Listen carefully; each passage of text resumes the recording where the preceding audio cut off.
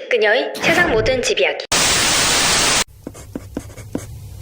지금은 찾아보기 힘들지만 과거 주택들을 보면 굴뚝을 흔하게 볼 수 있었는데요. 오늘은 잊혀져가는 굴뚝에 관한 어두운 이야기와 밝은 이야기 두 가지를 준비했습니다. 첫 번째 스토리는 어린아이들이 굴뚝 청소를 할 수밖에 없었던 것에 대한 비극적인 이야기입니다. 그리고 두 번째 이야기는 다가오는 연말 크리스마스 하면 떠오르는 산타는 왜 하필 굴뚝을 통해 선물을 전달할까 합니다. 알듯 말듯 잘 모르는 두 이야기 지금 바로 시작합니다. 첫 번째 이야기, 때는 1966년 영국에서 일어난 사건입니다. 영국 난방의 주 원료는 석탄이었는데요. 석탄은 그 자체로 먼지가 많이 나는 연료였을 뿐만 아니라 연소되면서 크레오소트라는 물질을 뿜어내는데 이는 마취제, 방부제, 살충제 등의 원료로 쓰일 만큼 독한 물질입니다.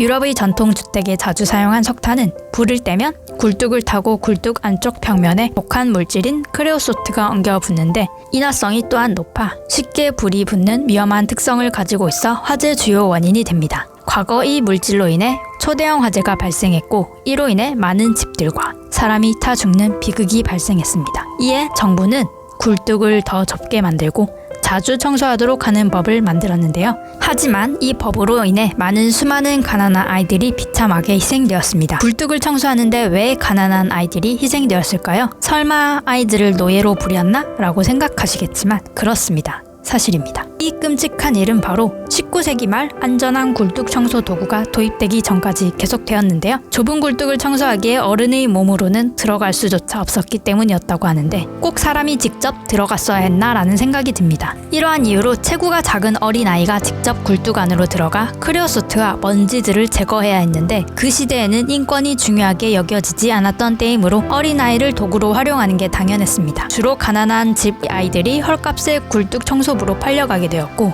얼마 남지 않은 노동의 값은 아이의 부모에게 가게 되죠. 팔려간 아이들은 식사도 보금자리도 발암물질이 쌓인 아주 열악한 지하에서 생활해야 했습니다. 청소조차도 뻣뻣한 철사가 박힌 도구를 온몸에 달아 굴뚝 안에서 이물질을 긁는 방법으로 청소하게 했는데 이러한 잔인한 방법은 온몸에 달려있는 철사가 피부를 긁으면서 상처와 감염이 빈번하게 되었고 그 아이들은 커서 대부분 암 환자가 되었다고 합니다. 심지어 너무 좁은 굴뚝을 드나드는 아이들은 간혹 굴뚝에 끼어 움직이지 못할 때도 있었는데 끼인 아이를 꺼내기 위해 다른 아이들도 들어가다 둘 다 끼일 경우엔 굴뚝을 허무는 방법밖에 없었습니다. 비극적이게도 굴뚝을 허물어 아이를 꺼내면 아이들은 이미 죽은 상태였다고 합니다. 이러한 상황이 반복되자 시민들은 발발하기 시작했고 결국 굴뚝 청소 아동 금지법이 생겼는데요. 이후 환경은 점차 개선되었지만 부모에게 이용당한 아이들의 몸과 마음의 상처는 회복되지 않았을 거라 생각됩니다.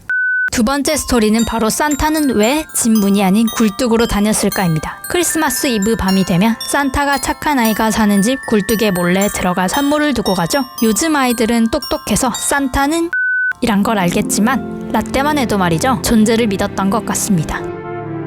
산타가 선물을 두고 갈 때 집 문도 있고 창문도 있고 대충 문 따서 들어가면 되는데 왜 하필 먼지 가득한 굴뚝을 타서 고생을 하는지 라고 생각해 보신 분 없으신가요? 굴뚝을 타면 무단 주거 침입죄가 성립이 안 되는 것도 아닐 텐데 말이죠. 이에 대한 의문은 먼저 산타클로스와 크리스마스 선물 풍습에 대해 알아봐야 합니다. 크리스마스 선물 풍습은 현재로는 터키 아나톨리아에 있었던 일에서부터 시작되는데요. 산타의 본래 이름은 성 니콜라스입니다. 4세기경 로마 제국 마이라 지방의 대주교이자 기독교의 성인인 그는 경제적인 여유로움을 갖춘 것은 물론 따뜻한 마음씨까지 겸비해 선행을 많이 베풀었다고 합니다. 어느 날은 아나톨리아의 한 가정에 세 자매가 살고 있었는데 이 집은 너무 가난해서 세 자매가 결혼을 하지 못하고 사창가에 팔려갈 위기에 처하자 평소에 선행을 베풀던 성 니콜라스가 이 소식을 듣고 그들을 도와주기로 결심했습니다. 배려심마저 깊었던 그는 아무도 모르게 도움을 주길 원했고 이를 위한 방법은 바로 자매가 사는 집 굴뚝에 몰래 금주머니를 떨어뜨리는 것이었습니다. 이때 신기하게도 금덩이는 벽에 걸어둔 양말 속으로 들어가고 금을 받은 세 자매는 그 돈으로 결혼을 합니다. 그리고 이 이야기는 후세에도 전해졌는데요. 과거 성 니콜라스 주교의 선행을 기념해 12세기 이후 유럽에서의 그의 축일 전날인 12월 5일에 가난한 아이들에게 선물을 나눠주기 시작했고 이 풍습은 유럽 전역으로 확산되어 지금의 산타클로스의 전설 시작 계기가 됩니다. 유럽 국가 중 네덜란드 사람들은 자선을 베푸는 사람을 성 니콜라스라는 이름 대신 신타클레스라고 불렀는데요. 시간이 지나 점차 영화되었고 크리스마스 행사와도 결합되어 전 세계에 알려지면서 오늘날의 산타클로스라는 이름으로 불리게 되었습니다. 산타는 왜 하필 굴뚝을 통해 선물을 전달할까의 의문에 대한 답은 과거 산타클로스의 시초인 성 니콜라스가 남모를 선행을 위해 문이나 창문이 아닌 금덩이를 몰래 전달하기에 적합한 통로가 바로 굴뚝이었고 후세에도 그 풍습이 이어져 왔기 때문입니다. 혹시 산타에 대해 얼마나 알고 계신가요? 다가오는 크리스마스 기념으로 변천사에 대해 추가로 얘기하자면 오늘날의 산타의 모습은 과거 성 니콜라스의 모습과는 상당히 상반되는 외모입니다. 우리가 상상하는 산타의 모습은 풍성한 흰 수염과 커다란 풍채 그리고 빨간 털옷을 입고 있는 할아버지인데요. 그에 반해 성 니콜라스의 외모는 체형도 마르고 피부도 다소 까무잡잡한 사람으로 묘사됩니다. 술록을 끌고 마법을 부리는 현재 산타클로스의 모습은 1822년 성탄절 이브로 당시 뉴욕의 신학자 클레멘트 무어가 쓴 성 니콜라스의 방문이라는 시에서 그려진 모습이 발전한 것입니다. 이 시에서는 성 니콜라스가 술록이 끄는 썰매를 타고 크리스마스 이브에 선물을 주러 다니는 요정을 닮은 사람으로 표현되는데 이후 1863년 미국의 시사 만화가였던 토마스 다스트가 하버스 위클리라는 잡지에 풍채가 있는 외양을 지닌 산타클로스 사파를 그리게 되면서 현재의 산타 모습이 시작되고 결정적으로 전 세계적으로 현대 산타의 이미지가 굳혀지게 된 계기는 바로 코카콜라 광고였습니다. 콜라 매출이 급감한 기업 코카콜라는 겨울 광고를 고심했는데 미국의 헤돈 썬드블롬이라는 일러스트레이터가 산타의 빨간 옷은 코카콜라의 로고의 색상, 흰 수염은 콜라의 거품으로 표현했습니다. 이후 산타가 등장하는 코카콜라 광고는 35년간이나 이어졌고 산타클로스의 이미지는 더욱 대중화되었습니다. 아이들을 잠들게 하고 성인을 현실보다 낭만을 꿈꾸게 하는 크리스마스